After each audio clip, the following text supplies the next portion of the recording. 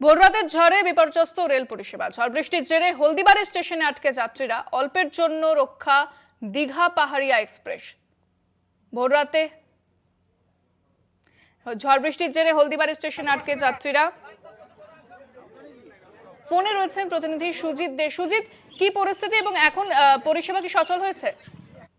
দীঘা পাহাড়িয়া express MT rail সেটা হলদিবাড়িতে ছিল। সেই হলদিবাড়ি থেকে যাওয়া সময় কিন্তু ভোরবেলায় কিন্তু একটি ঝড় হয়েছিল। সেই ঝড়ে কিন্তু সেই রেলের যে ইলেকট্রিকের ওভারহেডে কিন্তু গাছ পড়ে যায়। সেই সময় কিন্তু গাছ পড়ে যায়, কিন্তু এই ট্রেনটিকে কিন্তু ব্রেক মেরে কিন্তু থামিয়ে দেয়। ঘটনাস্থলে কিন্তু গাছ পড়ে থাকে, আগুন জ্বলে।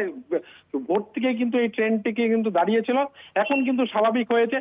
যে জলপাইগুড়ি যে মন্ডলঘাট, সেই মন্ডলঘাট এরিয়াতে কিন্তু প্রচুর পরিমাণে ঝড় হয়েছে। সেইখানে ঝড়ে কিন্তু প্রচুর ক্ষয়ক্ষতি, এখন থেকে 200-300 বাড়ির কিন্তু ক্ষয়ক্ষতি হয়েছে।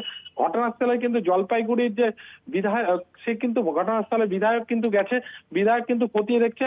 বিডিওর কাছ থেকে পঞ্চায়েত অঞ্চল প্রধান সবাইকে কিন্তু বলেছে যে কত ক্ষয়ক্ষতি হয়েছে, ক্ষয়ক্ষতির পরিমাণ জানিয়ে বিধায়ককে দেবে। তারপর কিন্তু বিধায়ক কিন্তু নবান্নতে কিন্তু তার রিপোর্ট পাঠাবে বলছে।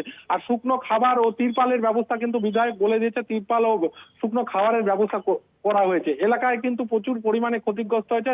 এলাকার লোকের দাবি যে এখন কিভাবে থাকবো, ঝড়ে তো টিন ফিন উড়ে গেছে, কি করে থাকবে, সেই থাকার পর্যন্ত ব্যবস্থা নেই। সেই কারণে কিন্তু তিরপালের ব্যবস্থা করছে বিধায়ক।